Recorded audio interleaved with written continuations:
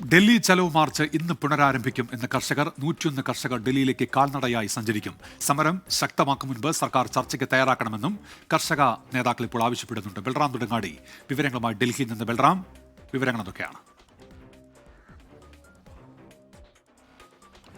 ഉന്മേഷ്, 300 ദിവസത്തിലേറെയായി പഞ്ചാബ് ഹരിയാന അതിർത്തിയായ ശംഭുവിൽ സമരം നടത്തിവരുന്ന കർഷകർ ഇന്ന് ഡൽഹി ചലോ മാർച്ച് പുനരാരംഭിക്കുമെന്നാണ് പ്രഖ്യാപിച്ചിരിക്കുന്നത്. 101 കർഷകർ കാൽനടയായി ഡൽഹിയിലേക്ക് സഞ്ചരിക്കും എന്നാണ് കർഷകർ അറിയിച്ചിരിക്കുന്നത്.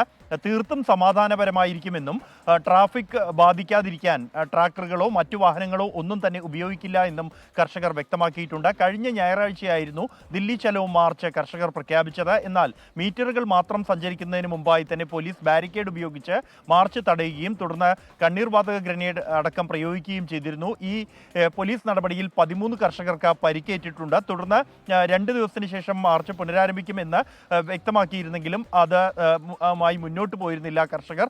എന്നാൽ ഇന്ന് വീണ്ടും മാർച്ച് പുനരാരംഭിക്കുമെന്നാണ് കർഷകർ അറിയിച്ചിരിക്കുന്നത്. അതേസമയം നിരാഹാരമായിരിക്കുന്ന കർഷകരുടെ ആരോഗ്യനില അതീവ മോശമായി എന്നും കർഷകർ അറിയിച്ചിട്ടുണ്ട്. ബൽറാം നെടുങ്ങാടിയാണ് ഡൽഹിയിൽ നിന്ന് വിവരങ്ങൾ നൽകിയത്.